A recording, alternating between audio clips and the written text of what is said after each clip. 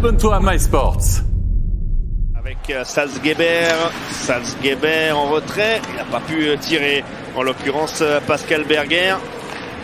Ria, la bonne passe, le tir de Fuchs et le but! Le 1-0, magnifique action de la part de Ria pour Fuchs, et Fuchs qui inscrit son 9e but de la saison.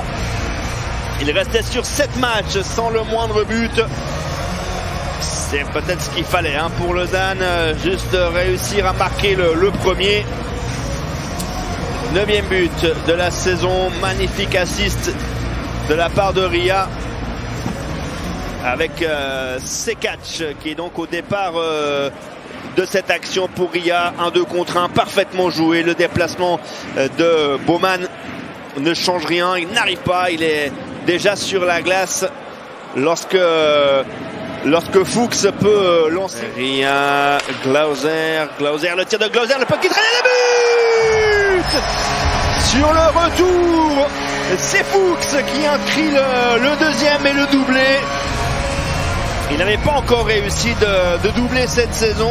Il avait réussi 2 matchs à 2 points. Ça en fait donc un 3e, forcément, ce soir, avec alors le tir de la part de Glauser est sur le retour offert par Baumann. C'est Fuchs du revers qui peut placer le puck dans la cage vide. Ben voilà, sans être génial. C'était pour lui, ça revient devant le but. Genadzi, le tir et le but! Le 3-0 à 5 contre 4, signé Joël Genadzi, son 6e de la saison, son 3e en powerplay. Joël Genadzi, alors 6e, il était sur une séquence, lui, de un seul but lors des 23 derniers matchs. La transversale de Fuchs revient avec un peu de chance sur Genadzi, bien placé, qui met le puck sous la transversale, ouais. Fuchs, Gernat et but. Ouais, magnifique, superbe but de la part de Lausanne et de Martin Gernat. Et la passe de Fuchs est également exceptionnelle. Superbe transversale. On n'a pas réussi à couper la ligne de passe et du coup Gernat a inscrit là son 8e but de la saison, son 5e en powerplay. Assist pour Fuchs.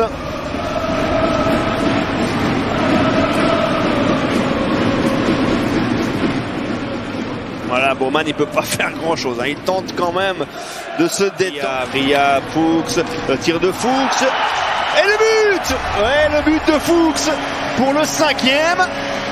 Eh ben on est à 5 points pour Jason Fuchs. Est-ce qu'il va laisser son gardien jusqu'au bout? Yves Sarro, ce pauvre gardien de 19 ans, non, il va le changer. Ça va être Louis Kurt qui va rentrer. Qui passe entre les jambes devant Courte. Tir de Frick et le but sera tenu quelques secondes seulement. La présence du gardien Louis Kurt sans le moindre but. Je ne sais pas si c'est dévié devant la cage. Ce qui est sûr, c'est que Frick a tiré de la ligne bleue. On nous montre Frick pour le moment, donc on va dire que c'est son 5e de la saison, mais il y a peut-être en tout cas du trafic, ça c'est certain. C'est certain qu'il y a du trafic devant le gardien bernois. C'est encore la même ligne qui est sur la glace. Est-ce que c'est dévié par Ria? Peut-être pas, mais peut-être par Cross-Niklaus. Ouais, difficile à dire. On va le donner. Encaisse un but aujourd'hui. Le tir, non. Olofsson, le centre, le tir. Bah voilà, il suffisait de le dire pour voir que l'équipe de Langnau marque un but. Signé Rohrbar. Très belle passe de la part de Olofsson. Et Rohrbar qui inscrit son 2e but de la saison avec Langnau. Il en a même marqué 2 avec Ajoie. Très belle passe de Olofsson, mais là c'était trop facile encore une fois dans la défense lausannoise. Il y a trop d'espace. Rohrbach donc, Sturny qui perd sa canne, c'est catch encore, Ria et le but. Ouais, j'ai eu l'impression, c'est qu'une impression très personnelle, on a cherché du côté de Sekac et de Fuchs à pouvoir servir Ria. Et Ria qui inscrit pour lui son 9e but de la saison. Ce puck qui traîne dans l'enclave avec Sekac à la passe. 36e minute. Un peu de joie également. Et le but. Ouais, le but de Langnau, inscrit par le numéro 63 Dario Rohrbach, qui réussit son 2e but de la soirée. Son 3e avec le Langnau, sur un bon travail de Olofsson, comme ce fut déjà le cas sur le premier but de Langnau. 42e pour Ria qui joue en retrait, le tir de Frick et le but de Gernat, pardon, le 38. C'est donc le 7-2 signé Gernat, et qui réussit un doublé, la fête de tir qui se poursuit.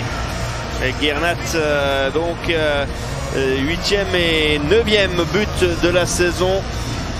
Gernat tire.